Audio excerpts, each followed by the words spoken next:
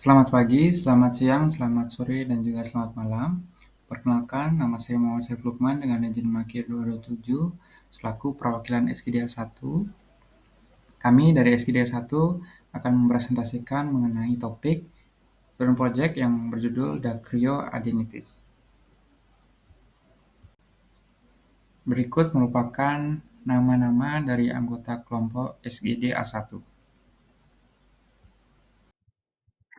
Jadi untuk yang pertama adalah bab 1 pendahuluan.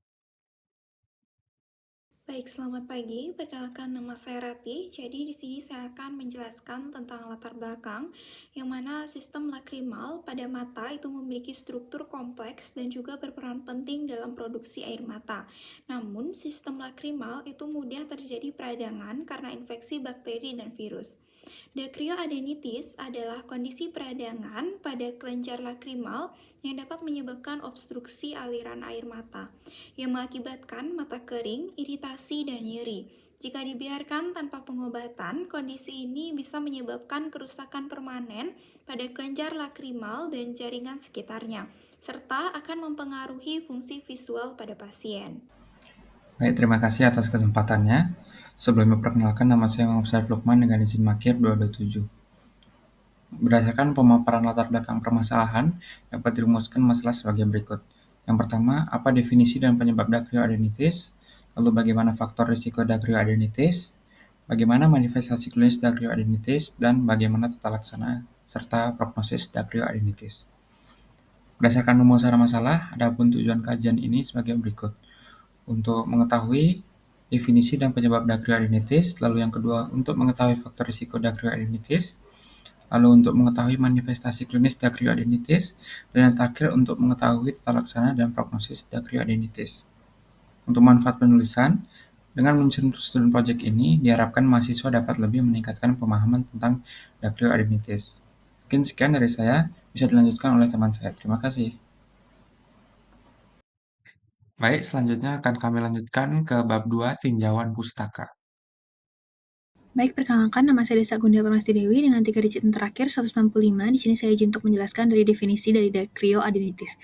Dacryoadenitis ini adalah kondisi medis di mana terjadi inflamasi ataupun radang pada kelenjar lacrimalis yang merupakan kelenjar di mata yang berfungsi untuk mengeluarkan air mata, di mana peradangan pada kelenjar tersebut dapat disebabkan oleh sumber infeksi maupun inflamasi, dan kondisi ini dapat terjadi secara akut maupun kronis. Mungkin sekian dapat saya sampaikan, terima kasih. Baik, sebelumnya perkenalkan saya Gusti Destri Damayanti dengan 3 digit yang terakhir 011. Di sini saya akan melanjutkan presentasi terkait etiologi dari dacryoadenitis. Terdapat beberapa kategori etiologi dari dacryoadenitis termasuk infeksi, autoimun, infiltrasi, idiopatik, dan neoplastik, di mana dacryoadenitis dapat bersifat akut dan atau kronis. Kasus dacryoadenitis akut seringkali bersifat infeksius dan biasanya unilateral, di mana patogen penyebab dacryoadenitis dapat berupa virus. Yang paling sering itu virus Epstein-Barr yang menyebabkan dacryoadenitis non-superatif akut. Kemudian pada populasi anak-anak, etiologi dacryoadenitis superatif akut yang lebih sering disebabkan oleh bakteri. Dan organisme bakteri penyebab yang paling sering itu ada Staphylococcus. Dacryoadenitis infeksius kronis ini jarang terjadi dengan sebagian besar kasus ini disebabkan oleh Mycobacterium tuberculosis. Penyebab inflamasi spesifik dapat dikaitkan dengan berbagai kondisi autoimun, seperti sarkoidosis, sindrom Sjögren, penyakit terkait IgG4, dan granulomatosis dengan polyangitis. Mungkin sekian presentasi dari saya, lanjutkan oleh rekan saya. Om Swastiastu, perkenalkan saya Komar Satria Muhatama dengan NIM 220511225. Pada kesempatan kali ini saya izin untuk melanjutkan presentasi dari student project kami mengenai epidemiologi dari kasus dacryoadenitis ini. Sebenarnya prevalensi dari kasus dacryoadenitis untuk saat ini masih cukup belum banyak dilaporkan. Akan tapi pada dasarnya kejadian dacryoadenitis ini lebih jarang jika dibandingkan dengan dacryocystitis. Nah, untuk dacryoadenitis umumnya lebih sering ditemukan pada kasus anak-anak dan juga orang pada dewasa muda. Dengan sejumlah dari kasus kejadian dilaporkan, sebanyak 76% penderita dari dacryoadenitis adalah perempuan. Nah, maka dari itu jika disimpulkan dibandingkan dengan laki-laki, maka perempuan lebih rentan mengalami dacryoadenitis ini. Dan juga ditemukan pada kasus-kasus autoimun ataupun immunocompromised ataupun penyakit-penyakit yang berhubungan dengan sistem imunitas kasus dacryoadenitis ini lebih rentan terjadi dan lebih sering terjadi juga. Mungkin sekian yang dapat saya sampaikan. Saya kembalikan ke rekan selanjutnya untuk melanjutkan presentasi. Terima kasih. Baik, terima kasih untuk kesempatannya. Sebelumnya perkenalkan, nama saya Putu Sri Darmayanti dengan 3 digit NIM Teren 038, izin untuk menjelaskan di bagian patofisiologi dan histopatologi dari dacryoadenitis. Patofisiologi dacryoadenitis terjadi melalui penyebaran kuman dari konjungtiva lalu menuju ductus lacrimalis kemudian ke kelenjar lacrimalis. Dacryoadenitis terbagi menjadi dacryoadenitis akut dan kronik. Dacryoadenitis akut disebabkan oleh infeksi virus atau bakteri. Infeksi ini menyebabkan reaksi inflamasi sehingga timbul bengkak dan nyeri pada kelopak mata superiotemporal. Sedangkan dacryoadenitis kronis lebih sering disebabkan oleh penyakit autoimun. Beberapa studi menunjukkan peran imunoglobulin G4 dalam proses ini. Diagnosis dari lesi kelenjar lakrimal paling sering adalah jenis dacryoadenitis idiopatik, di mana merupakan jenis non-spesifik. Baik, selanjutnya untuk histopatologi, di mana peradangan non-spesifik pada kelenjar lakrimal dapat menunjukkan beberapa pola histopatologi. Pola infiltrasi dapat berupa fokal, difus, dan juga perivaskular ketika terkait dengan sarkoidosis, di mana granuloma non-nekrotik dan sel epiteloid dan multinucleated giant cell dapat diamati. Dacryoadenitis terkait imunoglobulin G4 menunjukkan infiltrasi limfoplasmasitik dan dapat berkembang menjadi fibrosis interlobular. Pewarnaan imunohistokimia dapat menunjukkan peningkatan jumlah sel plasma positif imunoglobulin G4. Sekian penjelasan dari saya akan lanjutkan ke teman saya. Terima kasih. Saya izin melanjutkan, perkenalkan saya Rania Pratnya Paramita dengan NIM akhir 211, izin melanjutkan untuk bagian manifestasi klinis dari dacryoadenitis. Di mana pada gambar 1A, kita bisa melihat seorang wanita yang berusia 25 tahun, datang dengan riwayat malaise, bengkak, dan keluarnya cairan pada mata kanannya selama 3 hari. Di mana secara klinis, ini terlihat pada kelopak mata yang bengkak dan berbentuk S, serta ada nyeri tekan pada palpasi kelenjar lakrimal. Selanjutnya, pada gambar 1B, ini ditemukan inflamasi dan sekret konjungtiva yang terlihat pada daerah fornix superior temporal dari pasien. Selanjutnya, pada gambar 2A, terlihat seorang laki-laki berusia 63 tahun yang datang dengan riwayat pembengkakan kelopak mata kanan atas selama 4 minggu, kemerahan dan rasa yang tidak nyaman pada kelopak mata kanan atas, dan palpasi pada area kelenjar lakrimal kanan, di mana ini sudah diberikan stavelaxin selama 10 hari dan tidak membantu. Selanjutnya, pada gambar 3A ini, ada seorang wanita yang berusia 50 tahun mengalami pembengkakan dan kemerahan pada kelopak mata kanan atas selama 4 minggu. Tidak ada respon terhadap antibiotik oral, sebaliknya, dia merasa baik-baik saja. Secara klinis, ia mengalami pembengkakan dan eritema pada kelopak mata kanan atas, proptosis sebesar 3 mm dan sedikit kurang aktif dalam pandangan ke atas. Terdapat juga massa yang teraba di daerah kelenjar lakrimal yang tidak empuk. Baik, perkenalkan saya Keja Kalista dengan NIM akhir 127, selanjutnya merupakan evaluasi, di mana evaluasi pada dacryoadenitis itu dapat berupa pemeriksaan lab imaging dan juga biopsi. Pemeriksaan lab yang pertama adalah tes darah lengkap, di mana ini untuk melakukan penilaian terhadap sel darah pasien khususnya leukosit sebagai tanda adanya inflamasi. Lalu yang kedua ada tes antibodi antinuklear, dan yang ketiga ada antibodi sitoplasma antineutrofil. Yang kedua adalah imaging, berupa CT scan dan juga MRI, di mana pada imaging ini itu dapat menunjukkan kelenjar lakrimal yang mengalami pembesaran disertai dengan infiltrasi pada kelopak mata. Imaging juga dapat menunjukkan adanya periskleritis, myositis rectus lateral, dan juga skleritis. Dan terakhir adalah biopsi, di mana tidak semua pasien memerlukan prosedur biopsi, khususnya pada pasien yang dacryoadenitis akibat infeksi virus, tapi biopsi dapat dilakukan pada pasien gagal terapi. Dan pada pemeriksaan biopsi, penggunaan steroid disarankan untuk dihindari. Biopsi ini dapat menunjukkan adanya sel B dan juga sedikit sel T yang meluas pada jaringan epitel. Pengambilan sampel melalui transkutan lobus orbital, yang dimana nanti jaringan ini akan diperlukan untuk flow cytometry.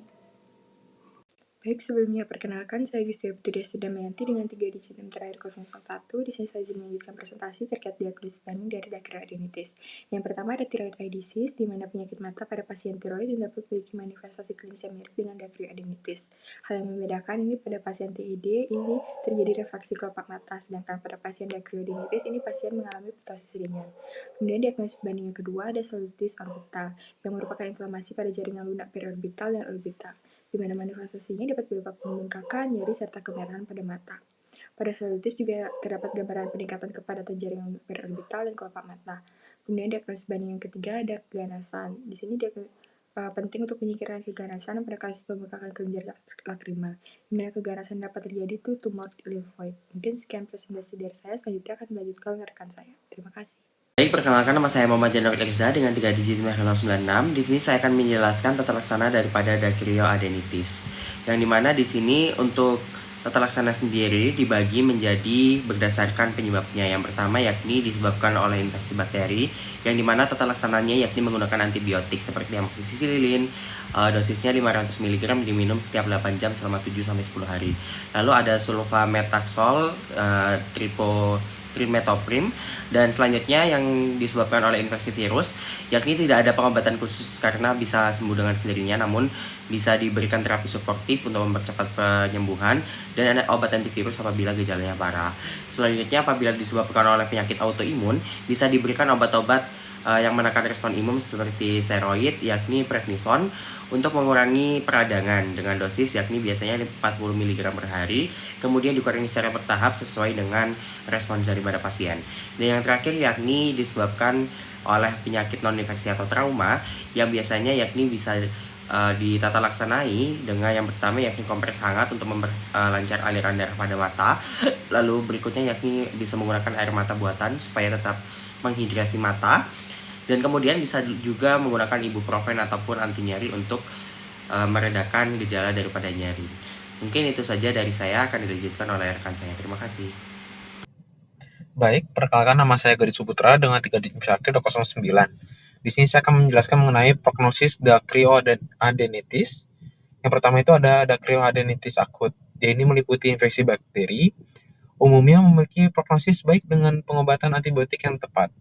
Yang berikutnya itu ada infeksi virus, misalnya akibat infeksi virus mumps atau Epstein-Barr. Biasanya sembuh sendiri dalam beberapa minggu tanpa memerlukan pengobatan yang khusus. Yang berikutnya itu ada Dacryo adenitis kronis. Dia ini seringkali berhubungan dengan kondisi sistemik seperti sarkoidosis, ada tuberkulosis, atau penyakit autoimun seperti sindrom Sjögren. Yang berikutnya itu ada komplikasi.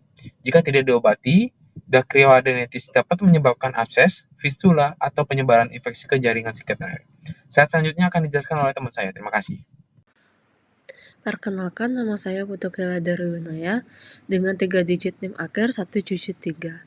Selanjutnya, pencegahan Dacryo adenitis, yaitu yang pertama, kebersihan mata dan sekitarnya. Menjaga kebersihan mata dan area sekitarnya adalah langkah fundamental dalam pencegahan Dacryo adenitis, mengurangi resiko infeksi yang dapat memicu peradangan. Higienis tangan, pencucian tangan yang rutin dan benar sebelum menyentuh atau menggosok mata adalah tindakan preventif penting untuk menghindari transfer mikroorganisme patogen. Kosmetik mata, hindari menggunakan kosmetik mata yang tidak steril dan tidak berbagai alat kosmetik untuk mencegah kontaminasi silang. Lensa kontak, penggunaan lensa kontak harus mengikuti protokol kebersihan yang ketat termasuk menggunakan solusi pembersih yang disterilkan dan mengganti lensa sesuai jadwal yang direkomendasikan. Yang kedua, manajemen penyakit sistemik. Banyak penyakit sistemik, terutama yang bersifat autoimun, dapat meningkatkan kerentanan terhadap Dacryo adenitis. Manajemen efektif penyakit-penyakit ini adalah kunci dalam pencegahan. Pengobatan autoimun, penggunaan agen imunosupresif atau modulasi imun yang tepat seperti kortikosteroid atau agen biologis untuk mengendalikan aktivitas penyakit autoimun yang mendasari. Konsultasi rutin, pemantauan rutin oleh spesialis seperti reumatolog atau oftalmolog untuk menilai aktivitas penyakit dan menyesuaikan pengobat jika diperlukan. Hidrasi dan pelumas mata. Menggunakan pelumas mata dan membersihkan hidrasi yang memadai untuk menjaga kelembapan mata, terutama penting bagi pasien dengan kondisi seperti Sjögren's syndrome. Yang ketiga, menggunakan antibiotik dan antivirus profilaksis. Dalam kondisi tertentu, menggunakan antibiotik atau antivirus profilaksis dapat diperlukan terutama jika ada risiko tinggi terjadinya infeksi. Antibiotik profilaksis, pemberian antibiotik topikal atau sistemik sebagai profilaksis pada pasien yang memiliki risiko tinggi infeksi bakteri berdasarkan penilaian klinis. Antivirus profilaksis pada kasus risiko infeksi virus seperti herpes simplex, menggunakan antivirus profilaksis dapat dipertimbangkan untuk mencegah reaktivasi virus yang dapat menyebabkan dacryoadenitis. Yang keempat, vaksinasi. Vaksinasi terhadap penyakit yang menyebabkan infeksi sekunder pada kelenjar lakrima adalah langkah pencegahan yang penting. Influenza. Vaksinasi tahunan terhadap influenza dapat mengurangi resiko saluran pernapasan yang dapat menyebar ke kelenjar lakrima. Pneumococcus. Vaksinasi terhadap pneumococcus dapat mencegah infeksi serius yang bisa memicu peradangan kelenjar lakrima. Yang kelima, pemeriksaan rutin dan edukasi pasien. Diagnosis dini dan edukasi yang baik tentang gejala awal dacryoadenitis dapat membantu dalam pencegahan dan manajemen kondisi ini.